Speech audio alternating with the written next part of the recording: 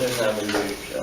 땅에 분단하고 공허하며 흑암이 깊은 깊은 위에 있고 하나님의 영은 수면 위에 운행하시다.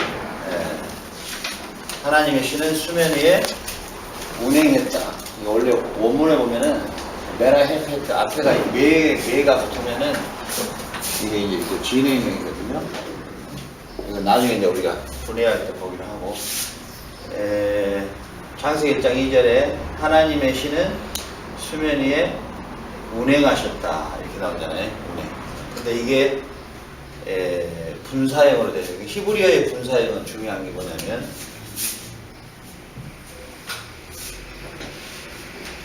이게 창조잖아요. 이 이제 창조 시작 하나님의 창조의 세계가 이제 질서로 잡히기 전에 하나님의 신이 운행하셨다 이랬을 때는 이제 창조의 질서를 지금 잡으려는 순간이거든요. 우리가 그림으로 굳이 표현을 하자면은 모든 게 이제 이 물질의 물의 상태, 물에 완전히 잠겨 있는 상태인데 하나님의 신이 이제 이 세상을 무질서에서 질서로 이제 창조하려고 하는 그 상태, 그걸 이제 우리가 운행하셨다 이렇게 표현하는데 히브리어의 분사형은 이 시점에서 시작한 성령의 사역이 끊임없이 지속되는, 그러니까 과거에 운행하고 끝난 거나 어느 시점에서 멈추거나 이게 아니고 계속 이어지는, 이게 히브리어의 아주 독특한 문법이죠. 그러니까 메라고 하는 이게 붙으면은 그때 하나님의 신이 무질서한 혼돈의 세계를 창조의 세계로 전환시키려고 하는 그 성령의 사역이, 성령님의 역사가 그때만으로 멈추는 게 아니라 지금도 계속 진행되고 있고 앞으로도 계속 될 것입니다. 이해가 가능해요.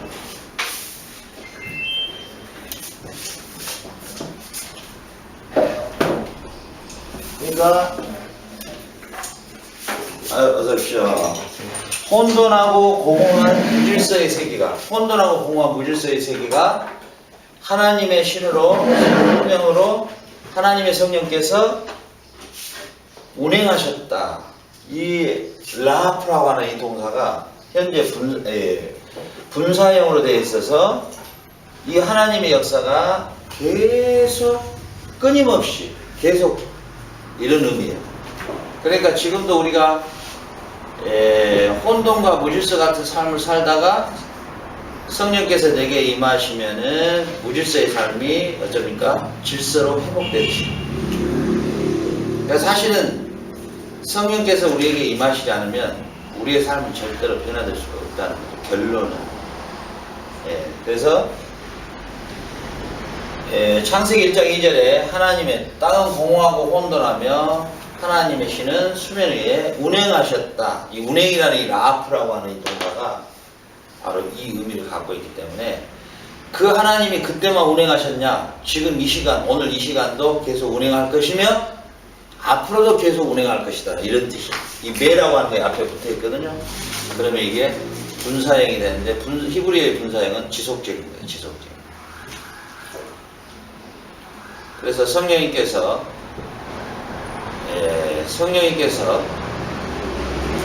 지금도 역사하시고 일하시고 무질서를 질서로 회복시키시는 작업을 하시고 계십니다.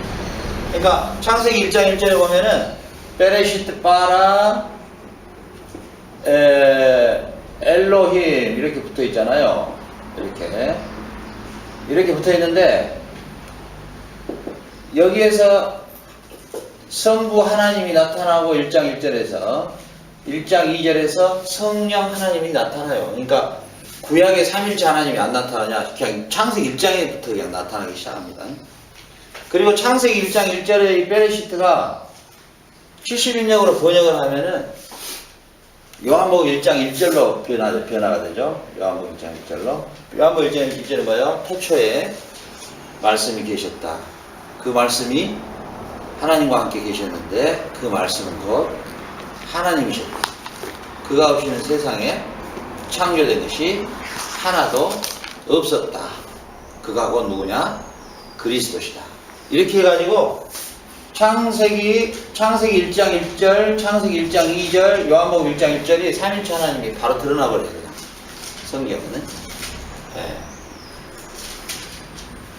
그래서 삼일체 하나님은 창세기 1장 1절, 창세기 1장 2절, 창세기 1장에서는 성부 하나님, 창세기 1장에서는 성령 하나님, 요한복음 1장 1절에서는 성자 하나님으로 성경을 바로 계시하고 있어요.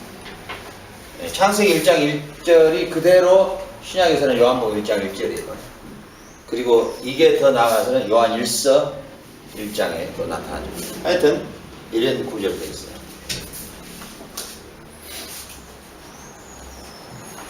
자, 우리 신명기 32장 10절 한번 찾아서 우리 이제 담당입니다. 우리 한집사님이 성경 읽는 것은.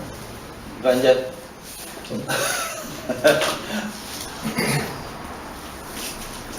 신명기 32장 10절. 여호와께서 그를 황무지에서 짐승이 부르짖는 광야에서 만나시고 호위하시며 보호하시며 자기의 눈동자같이 지키셨도다. 마치 독수리가 자기의 보금자리를 어지럽게 하며 자기의 새끼 위에 너풀거리며 그의 날개를 펴서 새끼를 받으며 그의 날개 위에 그것을 엎는 것 같이 여호와께서 홀로 그를 인도하셨고 그와 함께 한 다른 신이 없었도다.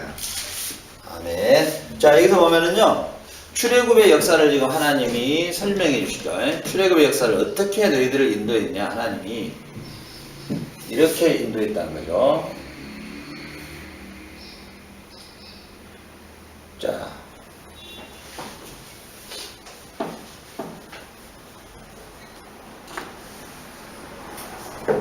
이 독수리가 이게 집을 지으면 이런 가파른 이런 데다가 새끼를 이제 둥지를 치는데, 독수리가 둥지를 딱 쳐놓고 알을 까놓고 먹잇감을 사냥하러 회전한다는 거죠. 이렇게 1장 2절에 하나님의 신이 수면에 운행했다, 이 말이 똑같은 라프에 이 너풀거리다. 이게 메라헤페트. 여기도 똑같이 메라헤페트예요. 독수리가 새끼에 둥지를 쳐놓고 알을 까놓고 먹잇감을 사냥하러 다니면서 회전을 하는데, 회전하면서 한눈으로는 계속 여기를 주시하고 있다는 거예요. 자기 새끼를. 즉 이 표현입니다. 이걸 말할 때 독수리가 너풀거리며 자기 새끼를 품고 이 사냥감을 찾으면서도 한쪽으로는 계속 자기 새끼를 둥지를 쳐다보고 있다는 거예요. 이게 이렇게 표현이 되어 있어요. 결국 뭐냐면 하나님이 이스라엘 백성을 구원해 내실 때 이러한 사랑으로 구원해 내셨다. 이걸 지금 신명기에서 모세는 설명하고 있는 거죠. 결국 뭐냐면은 하나님께서 하나님의 자기 백성을 너풀거리는 이렇게 보호하고 있는 이 사역이 바로 성령께서 하시는 사역이시다. 성령님께서 우리를 지금도, 그래서 아까 제가 이야기했죠. 라프의 앞에 메가 붙으면 뭐라고요? 이 메라고 하는 거 이게 붙으면 나중에 이제 우리가 분해할 때 한번 더 자세히 볼 수 있는데, 이게 현재 분사형으로 이게 끊임없이 지속되는 의미를 갖고 있다. 문법적으로. 그래서 이 하나님의 창조의 사역에서 하나님의 신이 혼돈하고 공허하는 무질서 상태를 이제 드디어 창조 세계의 체계를 잡으셨던 그 성령 하나님이, 그 하나님이 이스라엘의 출애굽의 역사에도 역시 그 성령 하나님이 이스라엘 백성과 함께 하셔서 그들을 독수리가 마치 날개를 너풀거리며 자기 새끼의 먹잇감을 찾으면서도 한눈으로는 자기의 둥지를 쳐다보는 것처럼 그렇게 해서 우리를 보호해 오셨다는 거예요. 그 하나님이 지금도 진행되고 있다 해서 현재 분사, 히브리의 현재 분사형의 특징이에요. 그 하나님이 지금도, 그 성령 하나님 지금도 우리를 이렇게 보호하고 계시는 것이죠. 지금도 우리를 이렇게 보호하고 계십니다. 그래서 우리가 오늘 아침에 우리 어느 아침에 우리 고선사님이 사도행전은 성령행전이다 이렇게 이야기를 표현을 했어요. 성령행전이다. 근데 우리가 구약시대는 하나님이 일하고 신약에서는 예수님이 십자가 구속하고 이제는 성령이 일하다 이렇게 따로 분리를 시켜버리면 그게 문제가 되는 거죠. 왜냐하면 메라헤페트 성령의 사이고 분사형으로서 창조로부터 시작되기 때문에 지금까지 계속적으로 이어지고 있는 것입니다. 그래서 삼위일체의 기본이 뭐냐면 따로 복잡을 해보면 큰일 나죠. 그래서 그걸 막 이제 해결해 보려고 물, 그 다음에 수증기, 그 다음에 얼음, 고체, 액체 뭐 이렇게 해가지고 그러나 이것은 결국 물이다. 근데 이렇게도 설명하면 절대 안 됩니다. 삼위일체는 우리가 설명할 부분이 못 돼요. 우리 인간의 머리가 우리가 이제 그 타락전에는 직관력이 있었는데 그 직관력까지도 상실돼 버리는 우리거든요. 그렇기 때문에 전능자를 우리가 다 파악할 수도 없어요. 삼위일체는 답이 없습니다. 그저 성경에서 계시된 대로만 세 분이면서 한 분이고 한 분이면서 세 분인데 그분들은 분리될 수가 없어요. 분리해서 절대 일할 수가 없어요. 그리고 뭐예요? 그들의 위격은 동등하시고 동등한 하나님이시고 이것까지만 성경이 계시하고 있기 때문에 그 이상은 우리가 추적하면 안 돼. 그래서 이단이 나오죠. 그래서 이단은 어디서 나오냐면 추적 상상에서 나와버려요. 결국은. 그러면 이스라엘 백성을 인도하신 이 하나님의 이 라하프의 역사가 지금 오늘도 우리 한집사님과 함께 하셔요. 그러니까 이제 이런 적용 부분은 나는 잘 못해요. 이런 것까지 내가 좀 해야 되는데 이게 안 되더라고, 나 이상하게. 이걸 좀 설교로 만들면 얼마나 아름다울까. 설교에 계시된 그대로니까. 그러니까 이 광해, 그러니까 무질서하고 혼돈한 창세기 1장 1절에요. 혼돈하고 공허하며 하나님의 신은 수면 위에 운행했다는 이 운행의 단어가 이제 창조의 사역을 성령께서 직접 시작하는 이제 출발점이거든요. 그래서 이제 빛이 있으라 해서 이게 체계화되기 시작하는데 그 성령 하나님이 어떤 하나님이냐를 신명기에서는 이제 모세가 이제 창세기를 모세가 썼잖아요. 신명기도 모세가 쓰고. 그러니까 모세가 다시 또 설명해 주면 어떻게 해요? 그는 너풀거리며 독수리가 그 새끼를 보호함처럼 한눈으로는 새끼의 먹이를 찾으면서도 한눈으로는 자기 새끼를 보호했던 그 메라헤페트의 그 성령 하나님이 분사형으로서 지금도 너희와 함께 계신다. 이걸 지금 신명기에서 말해주고 있거든요. 신명기는 뭐예요? 백성과 함께예요. 주제가. 신명기는 백성과 함께입니다. 백성과 함께. 그 광야에서 함께 사셨던 그 하나님이 누구냐? 이걸 설명해주고 있는 거예요. 모세. 광야에서 너희와 함께 하셨던 그 하나님이 누구냐? 그 하나님은 창조의 하나님이며 그 창조의 성령께서 너희를 어떻게 보호하고 있느냐? 독수리가 그 새끼를 보호하는 것처럼 너희들을 철저하게 보호했지 않느냐? 그런데 너희들은 어찌하여 하나님을 계속적으로 배반하느냐? 이렇게 해서 이제 신명기에 보면 모세의 고별 설교가 5편이 나오죠. 그러니까 이제 이게 참 중요한 게 이제 이런 부분은 우리 송성유사님도 이런 부분을 놓치면 안 돼. 이게 엑기스야 사실. 이게 매실 같으면 엑기스야. 이걸 갖고 묵상을 해봐. 우리 애들에게 어떻게 내가 이걸 적용해서 설교를 시킬 것인가. 근데 이게 현재 분사형으로서 뭐야? 지금도 그 성령 하나님이 너풀거리며 참으로 오늘도 나를 보호하시고 지키시고 나를 인도하시는 이 성령 하나님의 그런 것들이 선포가 되겠죠. 자, 우리 시편 104편 30절 한번 봅시다.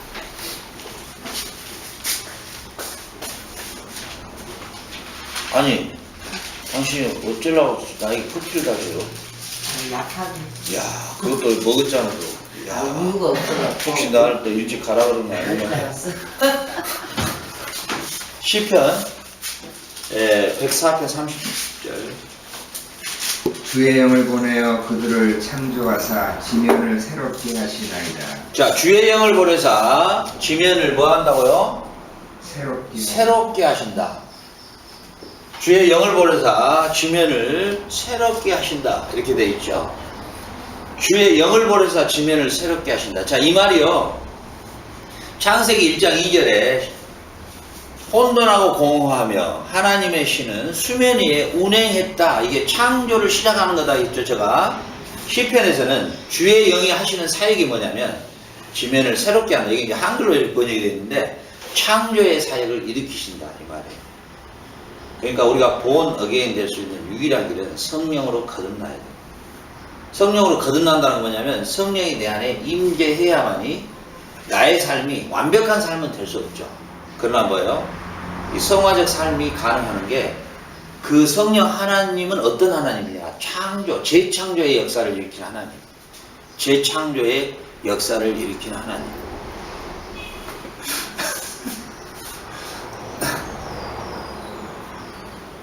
우리 예리가 나 얼굴을 보면 막 이런 여러 모양으로 그림을 그린다는데 나 이상하게 우리 성소에서 보면 동자 스님이 생각나네. 그 이쁜 동자 스님, 그 화엄사에 가면 그 주디 옆에 이렇게 수종드는 얼굴 하얘가지고 이렇게 아유 어찌하십니까.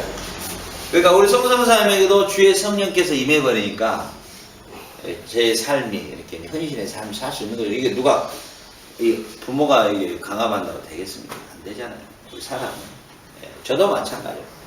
저도 성령께서 내 안에 오셔서 나의 삶을 새롭게 하는 창조의 사역을 일으켰기 때문에 뭐 제가 한없이 연약한 존재지만은 이렇게라도 주님의 역사에 이제 동반적으로 쓰임할 수 있죠. 결국은 뭐냐면 오늘 창세기 1장 2절에서 우리는 이 성령에 대한 인포메이션을 충분히 받을 수가 있어요. 나머지 너무너무 많지만 나머지는 여러분들 너무 잘 알기 때문에 다 그래도 뭐 너무 잘하기 때문에 핵심만 그냥 저는 짚고 가야 되기 때문에 그러죠. 그래서 결국은 성령의 사역은 성령 하나님의 사역은 결국은 재창조의 사역을 일으키시는 사역을 하신다. 그래서 이제 예수님께서 이 말씀을 하시잖아요. 내가 감히 너희에게 참 유익할 것이다. 성령님이 너희에게 오시면 너희를 고와 같이 버리지 않을 것이며 네가 베드로 네가 지금은 그렇게 멋대로 하지만은 네가 성령의 띠를 성령이 너에게 임하고 성령께서 너를 붙잡으면 네가 결국은 십자가도 질 수 있는 그 길을 가게 될 것이다. 그래서 예수님이 그렇게 강조한 게 성령을 받아라. 그 권능을 받고 땅끝까지 내 주인이 되라. 참 유하라. 떠나지 말고 집에 유하라. 곧 성령께서 임하실 것이다. 이렇게 해서 성령의 사역이 우리에게 주시는 사역은 재창조의 사역이다. 한마디로 이것을 재창조의 사역이다. 이렇게 정리를 하면 되고요. 성령께서 우리에게 임하시면 우리의 삶의 재창조의 사역을 일으킬 뿐만이 아니라 그 재창조의 사역이 단회적 사건이 되는 게 아니라 지속적 사건으로 연장된다. 그럼 지금 이 라하프라는 동사를 쓸 때는 항상 그 성령님의 일하실 때만이 성령께서 일하실 때 이 사역에 쓸 때 사역에만 쓸 때만 쓰는 거다. 이 동사가 다른 부분 분야에도 이 메레 헤페트라는 운행하셨다 이런 이제 용어를 다른 용어에도 쓸 수가 있지만은 성령 하나님께서 이 용어를 사용하실 때는 재창조의 역사를 일으킬 때 그런 의미가 내포되어 있다. 예, 그렇죠. 재창조. 우리가 이제 그 히브리어의 동사에 이제 그 네 가지의 동사를 전번 우리가 시간에 살펴봤잖아요. 첫째는 뭐였어요? 빠라. 두 번째는 아싸. 세 번째는 야차르. 네 번째는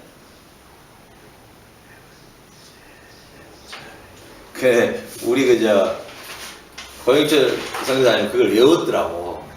그분도 욕심이 왕창하는 분이더라고요. 내가 보니까. 그분도 여기 총신 나오신 분이거든요. 공부를 많이 했더라고. 나름대로 많이 해주셨어요. 근데 야, 내가 깜짝 놀라니까 공부 욕심이 대단하대요. 깜짝 놀랐어요.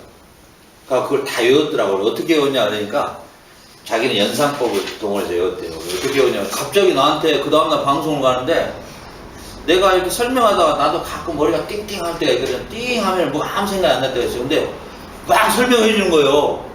아니 어떻게 외웠어요? 그랬더니 저기 파라과이에 와서 아사도를 먹고 그렇게 외웠더라고요. 아사도도 먹고 그 다음에 바나나도 먹고 그 다음에 야참으로 그 다음에 야차를 헬시.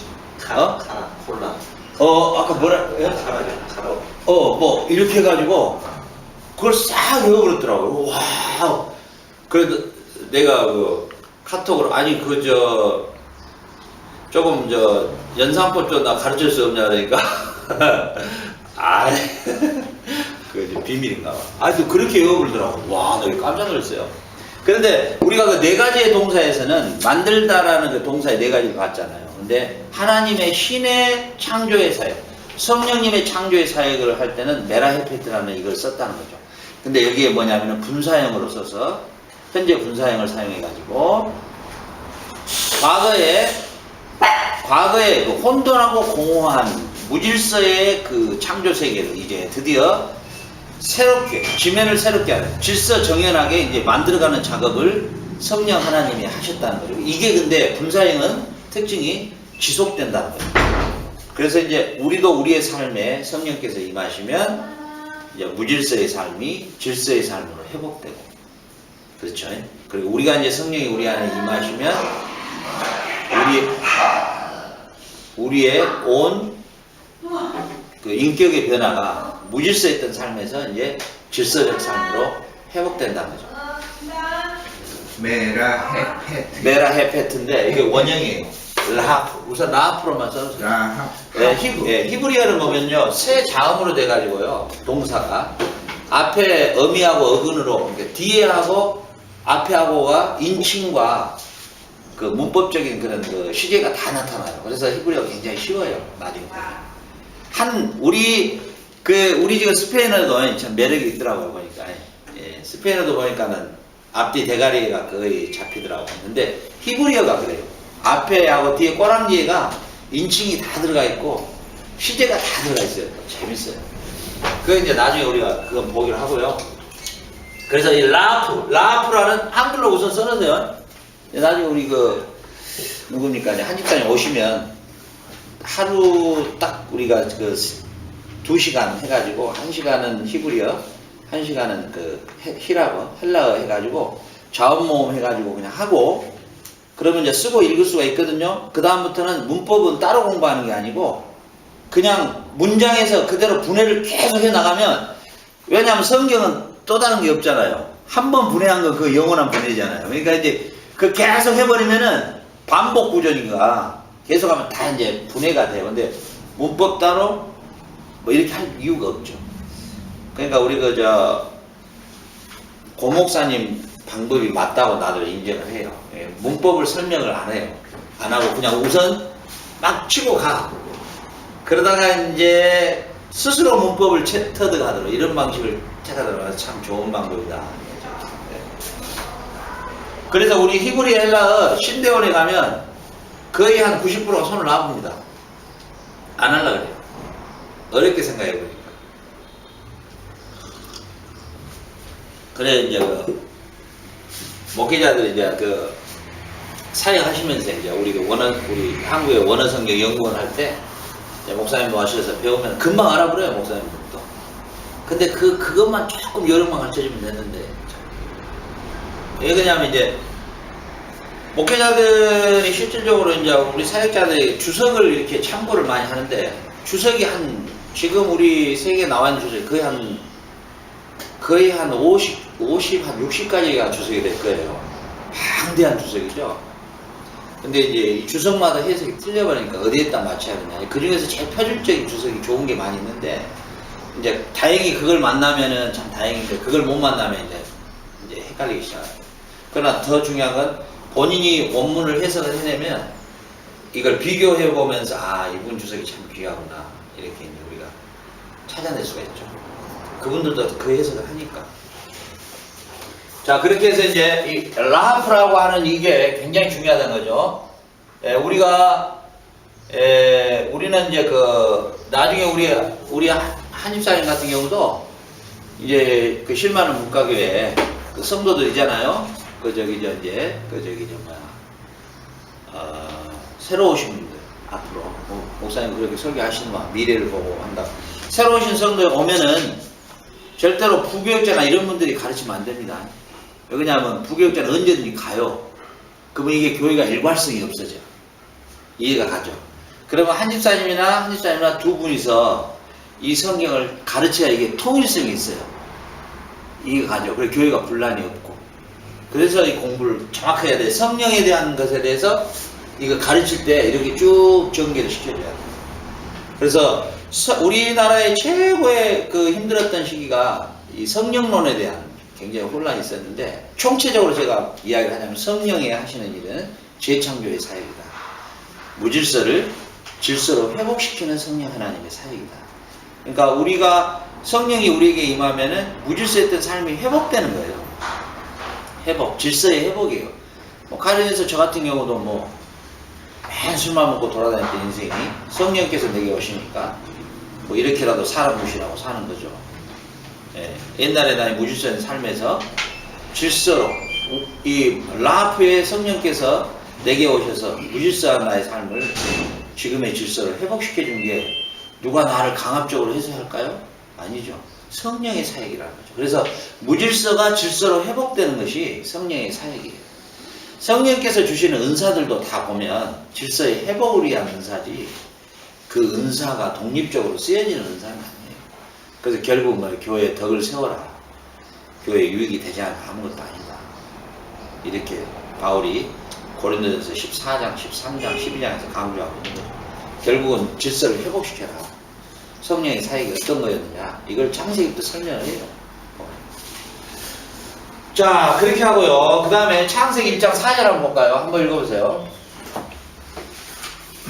이제 제가 처음부터 한 4강, 5, 6강까지는 전체를 한번 설명했잖아요. 이제는 창세기부터 이렇게 들어가면서 이제 세분화시켜 가면서 쭉 들어가는 거예요. 그래서 창세기 아주 중요한 골격들만 잡아가는 거예요. 왜 그러냐면 창세기가 사실은 창세기 1장부터 12장까지가 그러니까 성경의 신구약의 전체를 우리가 강의를 들었잖아요. 한번 틀을 잡았잖아요. 그리고 이제 창세기 1장부터 12장까지는 아주 세분화시켜서 우리가 공부를 해줘야 되는 게 그것이 이해가 안 되면 이제 나머지가 이해가 안 되니까 조금씩 좁혀가는 지금 그런 입장이에요. 알겠죠? 어제 우리 에스더가 카톡 했는데 어제 실만한 물가게 미국 목사님 설교 아주 좋았다. 근데 거기는 그게 없어요? 이게 홈페이지 같은 거 혹시 설교 볼 수 있는? 네. 있어요? 네, 일단 좀 적어주세요. 네. 그 설교 들을 수 있어요? 요즘에는 올려놓는지 모르겠어요. 예전에 올려놨어요. 하다못해 유튜브라도 좀 올려놓으면 좋은데. 그래, 좀, 강대상도 공유도 하고, 우리도 이거 바이블 아카면도 좀 집사님께 알려주시고. 요새는 안 올려놓는 거. 서로 이렇게 해놓으면 좋죠. 흥회이지. 자, 창세기 1장 4절 한번 읽어보세요. 빛이 하나님이 보시기에 좋았더라. 하나님이 빛과 어둠을 나누사. 자, 우리 한글로는 좋았더라 했죠? 좋았더라. 좋았더라. 이게 뭐냐면은 토브라는 이 히브리의 토브인데 이 토브는 이거 번역상 그래서 이게 지금 전체적인 걸 못 보고 번역해 보니까 좋았더라 이렇게만 나왔는데 이게 무려 몇 번이 써지냐면은 10절, 12절, 18절, 21절, 25절, 31절 계속 반복되거든요. 좋았더라. 예, 좋았더라. 이렇게 나와요. 좋았더라. 하나님이 세상을 창조하셨는데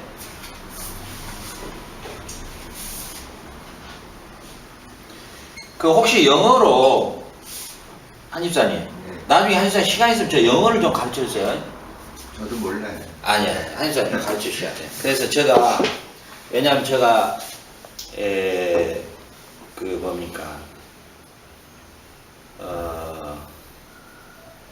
제가 앞으로 5년인가 잘 모르겠는데 하여튼간에 제가 영어로 설교할 일이 굉장히 많아요. 그래서 이제 그 용어를, 이런 용어 있잖아요. 이런 용어를 과연 어떻게 영어로는 해석이 되는가. 그게 나는 굉장히 궁금해가지고. 한 집사님한테 한지원 집사님. 거기는 영어 전공이고. 그래도, 저는 또 집사님한테 배운 게, 우리 스승으로, 영어의 스승으로 제가 잘 모르죠. 모시겠습니다. 근데 혹시 영어에 이런 게 있어요? 이 자시브 용법이라는 게 혹시 있어요? 이거 혹시 들어봤어요? 못 들어봤는데, 자스. 그래요? 이게 뭐냐면은 그 히브리어에 나타나는 아주 독특한 용법인데, 이게 뭐냐면은 희구법, 일종의 희구법이에요. 희구. 우리 뭐 희구한다 그러잖아요. 희구법인데, 이 희구법인데 이게 뭐냐면은 하나님이 세상을 창조하실 때, 야 그냥 너 첫째 날 이거 있어라, 둘째 날 이거 있어라, 셋째 날 이거 있어라, 이렇게 하신 게 아니고, 하나님은 오래전에 이미, 하나님의 세계에서 오래전에 이미 어떻게 세상을 창조할 것인가의 전체적인 이게 마스터 플랜을 이미 그려놨다는 거죠. 나무는 어떻게, 물고기는 어떻게, 동물의 종류는 어떤 종류로, 이렇게 이미 플랜을 짜놓고 그 다음에 빛이 있으라 이렇게 시작했다는 거예요. 그러니까 하나님이 계획하고 하나님이 세웠던 것을 이루시고 난 다음에 좋았더라요. 이해가 갑니까 지금 저 말이? 그러니까 좋았더라라고 하는 이 토부를 이해를 하려면 먼저 희구법에 대한 이해를 해야 된다는 거죠. 그러니까 하나님이 갑자기 모든 전능하신 하나님이라고 해서 갑자기 그냥 있어라 이렇게 하신 분이 아니었다는 거죠. 뭐냐면 이건 하나님이 오래전에 하나님의 창조의 계획을 철저하게 세우셨다가 그 다음에 뭐예요? 하나님의 그 때에 정확하게 있으라 이렇게 하셨다는 거죠. 있고 난 다음에 뭐예요? 그 하나님의 창조의 계획, 세웠던 그 계획을 이루시고 난 그 창조 세계를 보고 심히 좋아하고 계시는 상태를 토브라는 상태, 이 토브라는 용어를 쓰는 거다. 지금 이해가죠? 예.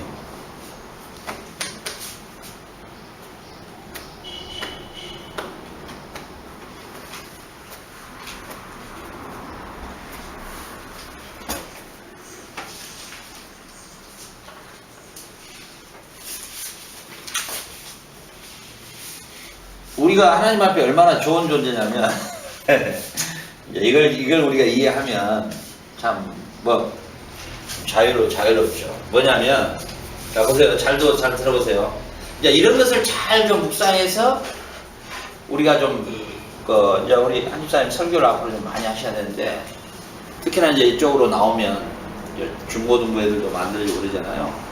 이런 애들에게 이런 걸 차분하게 하나하나 가르치면 참 좋겠어요. 뭐냐면 이게 이제 우리의 정체성이 확실하게 드러나는 작업인데, 자 보세요. 하나님이 빛이 있으라, 물이 있으라, 땅이 있으라 이렇게 하는 것을 그냥 하나님이 그냥 있어라 이게 아니었고, 이 저시브 이 희구법의 이 히브리어 문법 뭐냐면 하나님이 창조를 어떻게 이룰 것이며, 어느 자리에 뭘 놓을 것이며, 어느 곳에 어떤 짐승을 날게, 공중에는 어떤 게 날게 할 것이며, 종류로는 어떤 종류를 어떻게 색깔로 어떤 조화를 만들어낼 것이며, 이런 것들을 하나님이 철저한 계획을 플랜을 세웠다는 거예요. 이게 히브리어에 나타나는 희구법이에요. 그러니까 우리 성성여사님을 이 시대에 몇 년생이죠? 성성여사님?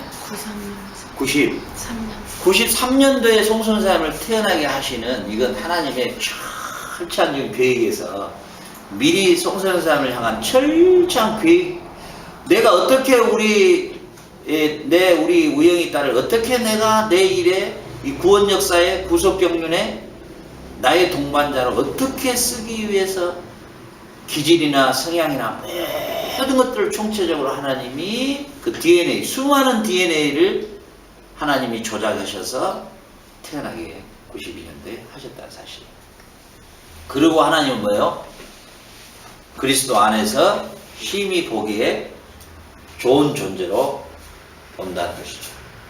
그러니까 하나님이 타락한 인류를 그 아들을 통해서 우리를 구속하시려는 그 구속의 계획을 바로 이거예요. 제가 그래서 첫 시간에 이야기했죠. 만약에 하나님이 아담의 타락을 시나리오에 넣어버렸다. 그러면 하나님은 웃긴 하나님이 돼버려요. 진짜로. 근데 이것을 어디다 이단이 갖다 붙여요. 박용규라는 사람이 있어요. 한국에. 이 양반은 뭐냐. 하나님이 자기의 사랑을 나타내기 위한 그것도 하나의 방법이었다. 이렇게 나오는 거야.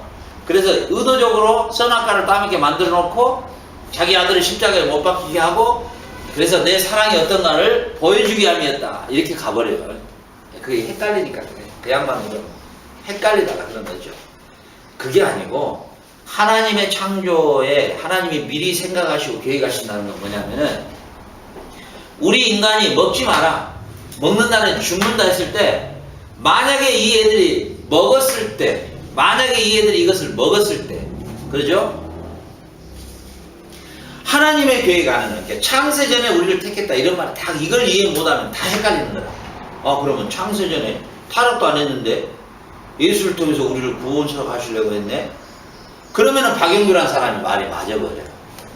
근데 하나님은 뭐예요? 완벽하시고 전능하신 분이기 때문에 우리 인간을 창조하는 그 목적, 이 세상을 창조한 목적을 그대로 이루어 가시기 때문에 하나님은 뭐예요? 허용이지 조작이 아니야. 우리가 선악과를 먹는 거에 대해서 브레이크를 잡아버릴 수도 있어요. 먹지마 하고 딱 잡을 수도 있었어요. 근데 우리가 하나님과 우리와의 관계가 인격적 관계이기 때문에 기계적 관계가 아니잖아요. 그렇기 때문에 하나님의 철저한 계획 안에서 우리를 구속하시는 은혜도 포함되어 있었다는 거죠. 이해가 가죠? 그래서 은혜가 먼저다 그랬죠. 제가 항상 약속이 먼저가 아니라 은혜가 먼저 깔려있다 그랬죠. 그걸 우리가 배웠죠. 은혜. 그러니까 결국은 뭐냐면 하나님이 타락한 우리 백성을 구원하시려고 하는 아들을 통한 철저한 계획은 언제부터 세워져 있었다? 창세 전에 이미 세워져 있었다. 조작이 아니에요. 이거는 허용의 상태에서 하나님의 은혜가 먼저 계획되어 있었다는 거예요. 이게 지금 이것도 이해하기가 상당히 혼란이 올 거예요. 그러면 하나님 뭐지든 그게 아니고 정쉽게 설명하자면 내가 내 자식이 우리 바울이가 미국에서 또 사고를 친다 할지라도 우리 에스더를 요압 전에 한번 물 좀 주라고 하면서 안 주니까 에스더 발 탁 찼는가 봐요. 그러니까 에스더가 막 악을 쓰고 난리가 났죠. 그래서 내가 이제 전에 카톡 해가지고 너 한 번만 너 그런 일을 하면 너하고 나하고 인연을 끊는 거야. 완전 끊는 거고 에스더는 다시 파라과이로 들어오고 너는 인연 끊어야 돼. 그러니까 밑에다가 진짜 인연까지 끊어요. 그러더라. 끊는다. 그러나 인연 너 한 번만 더 하면 너하고 자식과 아버지의 관계를 끊는다지만 그 안에는 내가 뭐가 또 있어요? 나의 은혜가 또 깔려 있어. 왜? 지가 또 반복해도 어떻게 인연을 끊겠어? 이게 이제 하나님의 은혜라는 것이죠. 이게 언약 관계죠. 이미 아들과 아버지의 관계인데 어떻게 끊을 수가 있겠어요? 그래서 그 아들을 통해서 우리를 구원하시려고 하는 하나님의 은혜가 그러죠? 그 은혜를 성취하는 일에 아들 그리스도를 통해서 우리를 구속하셔서 그 그리스도 안에 우리를 새로운 창조물로 우리를 바라보시는 그 입장이기 때문에 하나님의 뭐예요? 토부를 우리에게 적용하면 우리는 하나님 앞에 심히도 어떤 상태예요? 좋은 상태다.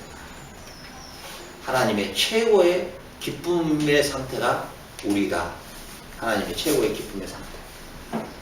이해가시죠? 이해가 좀 안 가요. 그 부분은 참 그죠? 이해가 저도 안 가는 부분인데 그 하나님께서 그 창조하셨을 때 이미 보기 좋은 상태로 만드셨잖아요, 아담은. 그렇죠. 그런데 선악과를 만드셨었는데 뭐 그 의도와 상관없이 아담이 과연 그 선악과를 따먹을 줄을 알았을까요? 몰랐을까요? 하나님께서. 오케이. 이제 이게 네. 아주 중요한 부분입니다. 중요한 부분입니다. 우리 고소연사 어떻게 생각하세요? 그거는 자유의지를 줬기 때문에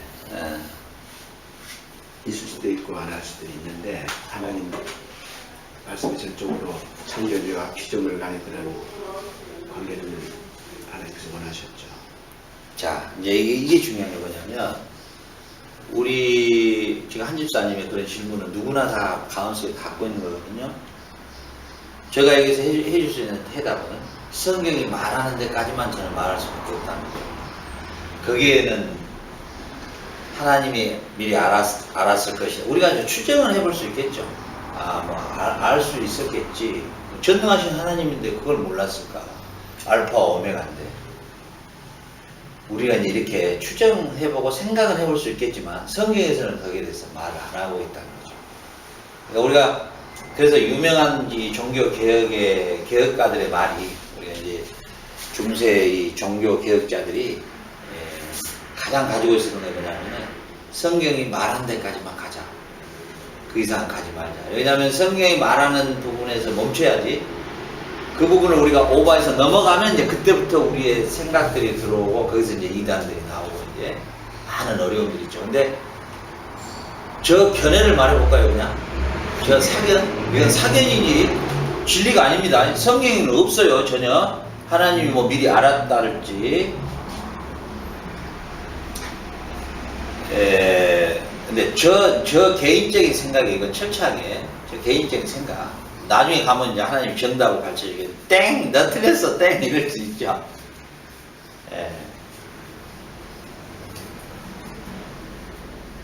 안 하는 게 낫겠네.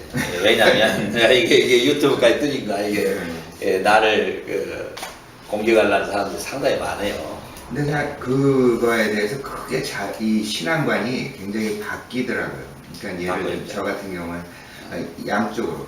그러니까 지금 말씀하신 것처럼 인간의 그냥 자유의지를 줬는데 하나님의 의지와 상관없이 그렇게 죄를 지었든지 그렇게 생각하면서의 바라보는 그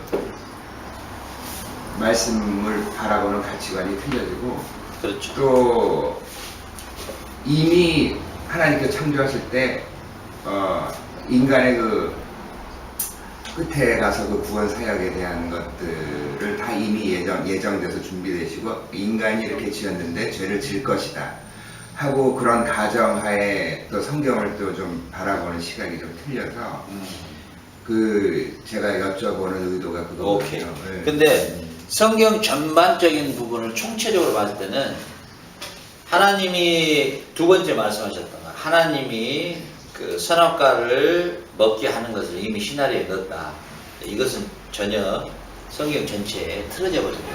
왜냐하면 이제 만약 그렇게 돼버리면 하나님이 우리에게 먹지 마라, 먹는다면 너 정령 죽는다, 이런 언약의 신뢰성이 다 깨져버리죠.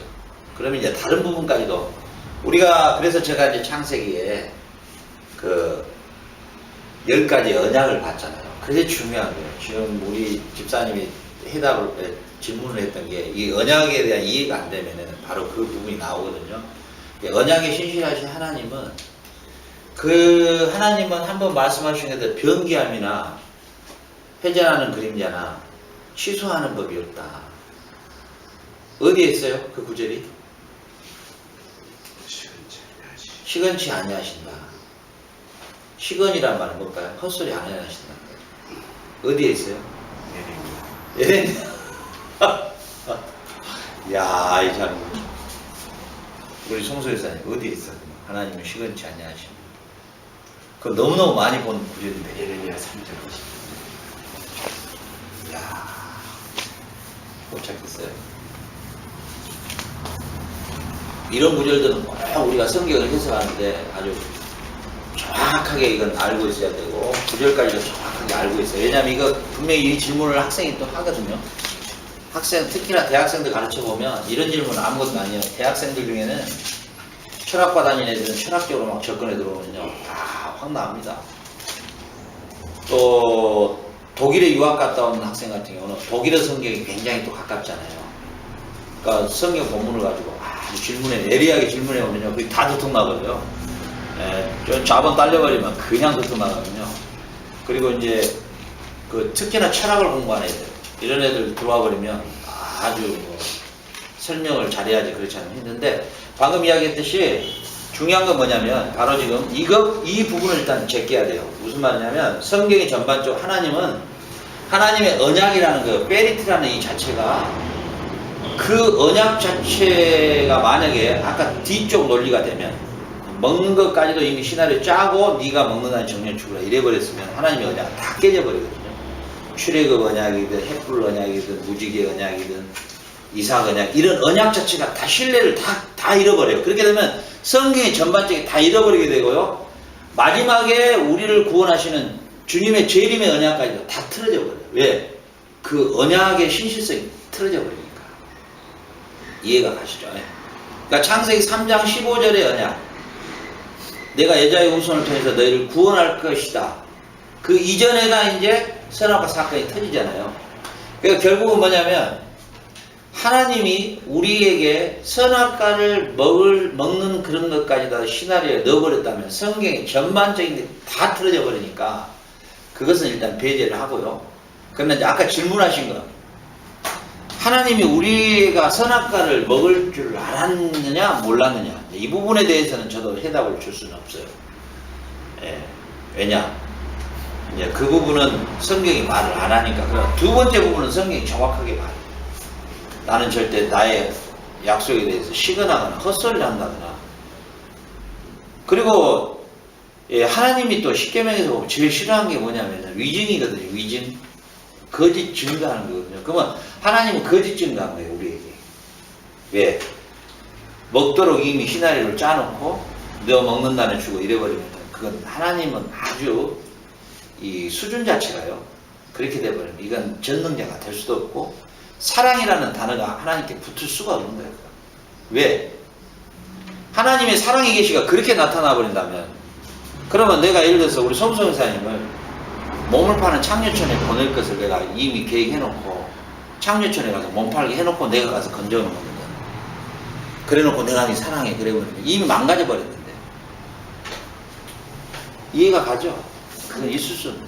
근데 선악과를 주신 이유가 하나님이 처음에 그 우리를 간 지성소에서 제사장의 위치로 우리를 만드셨잖아요. 그리고 하나님은 인격적으로 우리하고 관계를 원하셨기 때문에 그렇죠. 선악과를 주시고 먹으면 안 되지만 그 안 먹을 수도 있고 먹을 수도 있는 자유의지를 주셔서 인격적으로 사랑의 교제를 하기 위한 수단으로 선악과를 그렇죠. 주신 거지. 그걸 보면서 내가 하나님을 이렇게 사랑하구나, 하나님 사랑해요라고 하는 그러한 인격적인 고백으로 기계적이 아니라 그런 방법으로 주신 게 선악과가 그렇게 주신 거 맞죠? 오케이. 우리 이게 뭐냐면 우리 선악과 부분을 내가 한번 다뤘던가요? 아직 3장에 안 갔죠? 예, 아직 안 갔구나. 나는 지금 이미 지나가고 난 뒤에 지금 내가 설명하고 있는 걸 착각했는데 일장하고 있네. 선악과 그 부분에 가면 원문에 그게 드러나는데 어떻게 드러났냐면 예, 하나님이 선악과를 창조하신 그 목적이 어디에 두고 있냐면 인간과 하나님과의 관계는 인격적인 사귐의 관계요, 교제의 관계요, 또 인간의 위치가 제사장과 왕과 선지자의 위치를 세웠기 때문에 그 선악과가 기준이 된다는 거죠. 인간은 뭐냐면은 운명론적으로 해석하자면 선악과를 먹으면 죽고 안 먹으면 영생이에요. 그러니까 하나님과 관계에서 하나님의 말씀에 불순종은 죽음이요, 하나님의 말씀에 순종이 영원한 삶이죠. 그러니까 하나님과 우리와의 관계의 교제가 순종의 관계에서의 사랑이지 불순종의 관계에서는 하나님과의 단절이라는 거죠. 그러니까 이것은 유일하게 동물의 세계하고의 이런 언약은 절대 같지는 않아요. 어떤 피조 세계하고도 같지는 않고 오직 하나님과 우리 인간의 관계에만 이 언약적 관계를 맺은 거죠. 그렇기 때문에 하나님이 하나님 되시고 우리가 하나님의 백성됨의 표징이, 징표가 뭐냐면 선악과죠. 왜? 언약의 관계가 선악과로 성립되어 있기 때문에 하나의 그게 띠뚤로죠. 일종의. 근데 다른 피조세계와는 그런 관계를 일체 갖지는 않아요. 하나님께서는 실제적으로 천사까지라도 그 관계를 안 가져버리거든요. 천사까지라도. 그러니까 결국은 하나님이 우리와의 사귐과 하나님이 하나님 되심이 그 관계의 성립이 우리 인간은 하나님의 말씀으로 살아야 되고 그 순종 안에서 살아야 되는 것이 우리 인간의 운명론적으로 해석하자면은 우리는 그렇게 태어났어요. 지음을 받았어요. 이미. 하나님과의 떨어지면 죽음이라. 이게 이제 포도나무 가지 떨어져 나가면 이미 그는 말라버린 거죠. 하나님과의 관계성에서. 그렇기 때문에 하나님이 선악과 자체를 우리가 먹도록 유도를 하고 거기에 대한 신뢰를 짜버렸다 그러면 그건 하나님의 이제 사랑의 가치나 사귐이나 교제나 언약들이 다 망가져버린 거죠. 저는 좀 그렇게 생각해 본 적이 이게 성서적으로 이단성이 있는지 한번 생각해 좋습니다. 예, 뭐 얼마든지 예. 성경은 다양하게 생각할 수 있으니까요. 예, 저는 이 구속사적으로 생각을 해보면은 인간이 하나님과의 그런 그 하나님이 원래 만들고자 하는 의도로 가는 그 완성의 진행형이 아닌가 이렇게 생각을 완성의 네, 진행형. 네, 그러니까 완성된 게 아니에요. 하나님이 원하시는 그 인간상이 지금도 하나님께서 만들어가고 계시는 그 안에 구속사가 포함이 돼 있다 이렇게 생각을 한번 해봤었거든요 예전에. 예. 근데 그건 절대적으로 그 옳지 않은 그런 발상인가요? 그게 혹시 그 신부가 쓴 이 창조 진화론이라는 책을 혹시 읽어봤나요? 창조주라는 안 예, 그 유명한 신부가 하나 있어요. 그 신부가 그 논리를 썼거든요. 아 예. 예, 그 우리 구속사 집사님이 그 책을 안 보고 지금 그 말을 저한테 했다면은 그 신부의 영성하고 똑같이 들어간 거예요. 지금 그게. 그 신부가 그걸 생각했거든요. 그러니까 뭐냐면, 그러니까 이 창조는 했대. 하나님이 창조는 하셨을 때 진화론적 창조다. 그러니까 인간의 인격이나 모든 것들도 부족한 상태에서 완성을 향해서 가는 것이다. 그래서 그리스도의 구속이라고 하는 것은 죄에 대한 문제의 해결의 부분이지 우리 인간의 모든 것은 하나님이 처음에 창조해서 어린아이가 아기 때부터 점점 인격이 생성돼 가듯이 창조된 첫째 아담은 원시적인 그래 우리도 역사 보면은 원시문화에서 농경문화에서 산업문화에서 기계문화로 해서 지금 최첨단 과학문화로 흘러가고 있잖아요. 그러니까 그 하나님의 역사적 관점에서 원시적인 어린아이에서부터 성장해 가서 완성을 향하는 이게 이제 진화론, 창조론적 진화론이거든요. 방금 우리 집사님이 말씀하신 게 바로 창조론적 진화론입니다. 완성을 향해서 가는. 구속사도 보면 도표가 그러잖아요. 타락, 창조, 타락, 구속, 그 다음에 완성이라는 것을 향해서 가잖아요.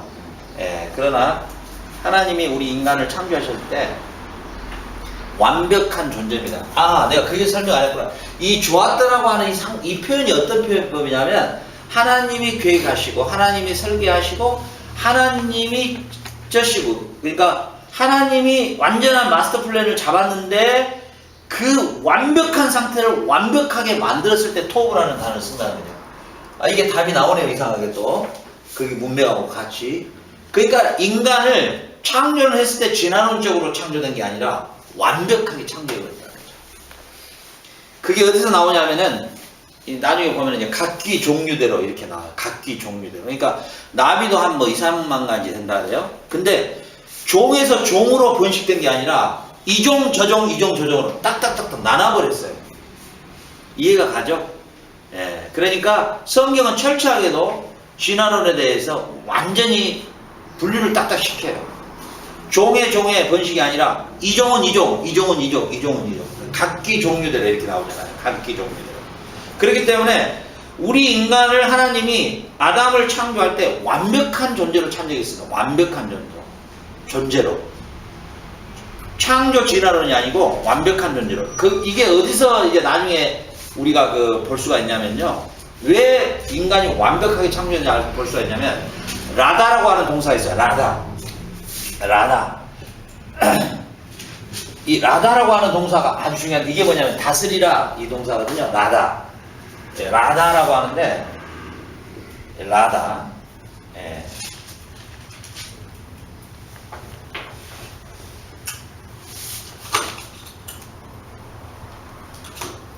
이 라다라고 하는 동사인데 이게 뭐냐면 창세기 1장 26절과 28절에 생육하고 번성하고 땅에 충만하고 땅을 다스리라 이랬을 때 라다라는 단어를 쓰거든요. 라다. 근데 이게 뭐냐면요. 하나님이 아담에게 창조 세계를 다 맡기는데, 이제 다 만들어 놓고 맡기는데, 네가 라다 해라. 야, 네가 다 이걸 위임받아서 이제 네가 운영을 해라. 그런데 그걸 말씀이 딱 떨어지고 난 다음에 아담이 어때요? 하나님이 어떻게 이름을 짓나 보시려고 아담을 이끌어 맡겼어요. 그러니까 아담이 이제 어때요? 동물들을 하나하나 볼 때마다 딱 뭐예요? 니는 뭐 이름을 각자 지어주잖아요. 그 이름을 지어줄 때에 그때 보면은 이 하나님의 보세요. 자 보세요. 이야 이거 뭐 우리 한집사님이 만약에 좀 실력 딸린 사람한테 질문해보면 완전 버벅거리겠네. 와 무섭네 그거. 자, 예. 이게 아주 중요해요. 이게 뭐냐면 이게 카라거든요. 카라. 자 전번 시간에 배웠죠. 카라가 무슨 뜻이다 했어요? 카라. 3번 1장 5절, 1장 8절, 1장 10절. 자 얘기했죠. 3번 반복되는 거.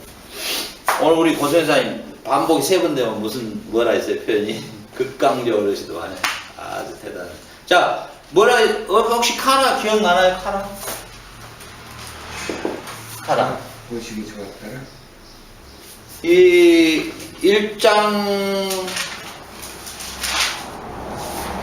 1장 8절, 그 다음에 1장 10절, 그 다음에 또 몇 절에가 있죠? 1장 5절에가 있나? 네.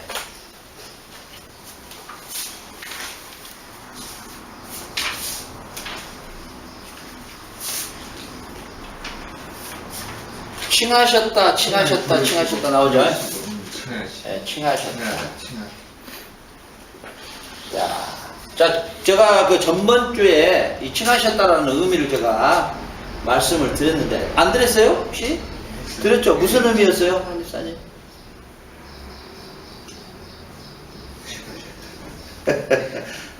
산업전선에서 뛰다 보시니까, 뭐, 여기서만 카라가 나가면 이제 이 카라가 이 칼라로 바꿔지기 시작하죠. 이 천을 어떻게 쓸 것인가. 그래요. 우리 뭐, 그러죠. 우리가 다. 혹시 이거 기억하신 분 있어요? 카라라고 하는 칭하셨다. 영어로는 뭐 cold, 그 다음에 뭐 스페인어로는 야모 이렇게 나오죠. 그가 무엇을 뭐라 칭하셨다. 예. 그래 바다라 칭하시고 땅이라 칭하시고 빛이라 칭하시고 낙관이죠. 예? 그렇죠. 예. 내 강의가 이게 별로 시원찮았구나. 이게 입력이 탁 돼 있어야 되는데 이게 내가 좀 시원찮구나. 하나님이 피조 세계를 창조하시고 거기에다 뭘 했다고요? 낙관을 찍었다 했잖아. 피르마 했다 했잖아. 왜 피르마를 했어요? 이게 다 누구 거다? 내 거다. 이 통치권이 다 누구한테 있다? 나한테 있다.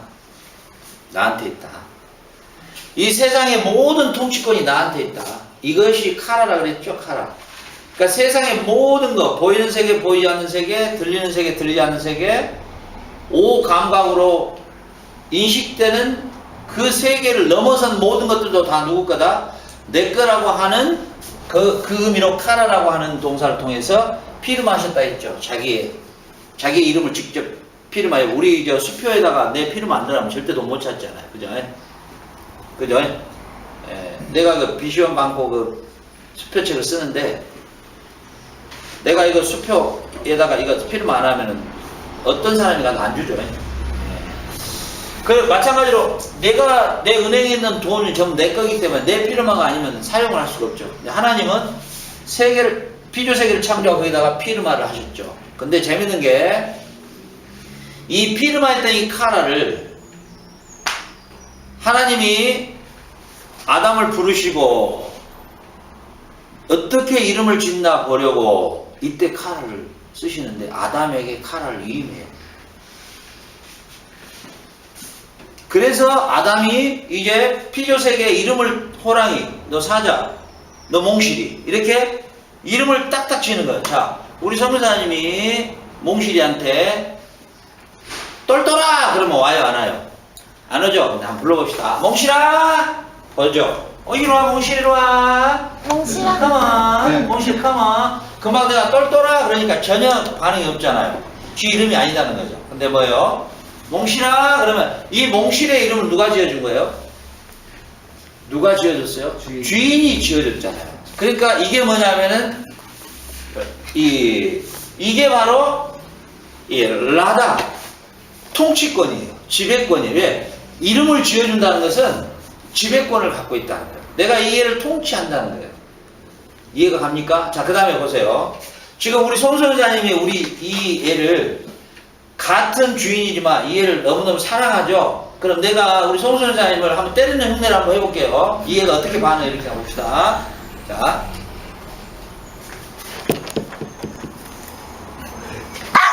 자, 이제 보세요. 자, 이제 보십시다. 자, 보세요. 그래서 이게 이사야 1장 1절의 말씀이에요. 손은 그 임자를 알고, 그 구유를 알건만은 어찌 이스라엘은 모르느냐. 이게 뭐냐면은, 이 피조물의 이름을 지어주고, 그 다음에 그 피조물이 뭘 인식하고 있냐면은, 이분은 나의 주인이라고 인식한다는 거예요. 근데, 이사야 1장에 보면은, 어찌하여 소도 그 임자를 알고 구유를 알건만은 이스라엘 너희는 왜 그렇게 너를 출애굽시켰던 나를 잊어버리냐. 이렇게 한탄하시는 하나님의 한탄이 이사야 1장에 있죠. 근데 중요한 게 이 카라라고 하는 거하고 라다, 다스리라 하고 그 다음에 카라, 낙관을 찍었다는 이 두 가지의 통치권과 다스림의 권세를 누구에게 이양시키냐면 바로 아담에게 이양을 시키는다. 이해가 가십니까 지금? 아담에게 이양을 시켰는데 아담이 얼마나 완벽한 존재로 창조됐냐면요, 이름을 딱딱 지어버려요. 그 자리에서 너는 사자, 너는 호랑이. 그럼 어떻게 해요? 지금이야 사자에 물려 죽기도 하고 그러지만은 그 타락 전에 우리 인간이 가졌던 라다와 카라의 그 놀라운 통치권과 지배권이 너 이리 와 그러면 사자도 바로 딱 너 이리 와 없죠. 딱 등에 타고, 아마 지금 제가 상상하기로는 독수리도 어마어마하게 컸을 것 같아요. 공룡이 있었으니까. 그럼 뭐 비행기 타고 거기 갈 필요 없이 구경하면서 야 이리 와라, 야 독수리 너 이리 와, 날개 위에 딱 타고 저기 좀 가자. 그때는 우리 인간이 시간과 공간을 초월했던 존재였거든요. 시간과 공간에 이렇게 갇혀있는 존재가 아니라 이미 초월한 인간이고 자연을 통치하고 다스렸던 존재이기 때문에 뭐 물에 빠져 죽는다든지 익사한다든지 뭐 낭떠러지다 죽는다든지 이런 개념이 전혀 없죠. 전혀 없죠. 그래서 이제 요한계시록 21장과 22장에 우리가 아담이 처음에 가졌던 그 직관력이나 통치권, 카라와 라다의 그 통치권이 지배권이 회복되는 그 나라를 뭐라고 표현하냐면 새하늘과 새 땅이라 이렇게 표현해요. 새하늘 새 땅. 그래서 우리가 지금 2장 3장을 안 들어갔는데 이제 질문이 나왔으니까 하나님은 우리를 창조했는데 완벽한 존재로 창조했다. 그게 뭐냐? 바로 좋았더라. 토브라는 이 말씀 안에 계시되어 있다. 완벽한 존재다. 너는 완벽한 존재다. 이게 보라. 이게 너는 새로운 창조물이다. 고린도후서 몇 장 몇 절이었죠? 5장 17절에서 5장 17절. 보라, 이제 이전 것은 지나갔으니 이제 너는 새로운 피조물이라 이렇게 나왔는데 새로운 피조물이 아니라 새로운 토부다. 누구 안에서? 예수 그리스도 안에서. 그렇기 때문에 뭐예요? 우리는 비록 예수님 재림하실 때 이 카라와 라다의 통치권이 다시 우리에게 이양되지만 하나님의 입장에서 관점에서 우리는 지금 완벽한 존재예요. 우리 실수 많잖아요. 사모님 저 실수 많잖아요. 우리 사모님 막 수제비 사건인데 앞서고 그러잖아요. 허점 있죠. 그런 허점도 나타나잖아요. 그런다 할지라도 하나님의 관점에서 나는 완벽해요. 이게 우리의 정체성이에요. 남이 나를 어떻게 평가하는 건 하나 의미 없어요. 그거. 왜요? 우리가 엊그저께 교도소 공연을 갔지만은 교도소의 모범수들은 복장도 다르고 대우도 다르더라고. 그리고 모범수가 아닌 애들은 진짜 이게 사람이 사는 건가 할 정도로 울타리 안에 사는 거예요. 그렇다고 해서 모범수가 재수가 아니냐? 그도 재수인 거야. 같이 감옥에 갇혀있긴 마찬가지야. 그러니까 우리가 누구나 다 똑같은 하나님 앞에서 죄인의 관계지만 하나님의 관점에서 나를 봤을 때는 아들을 통한 재창조의 역사는 나는 완벽한 존재. 완벽한 존재.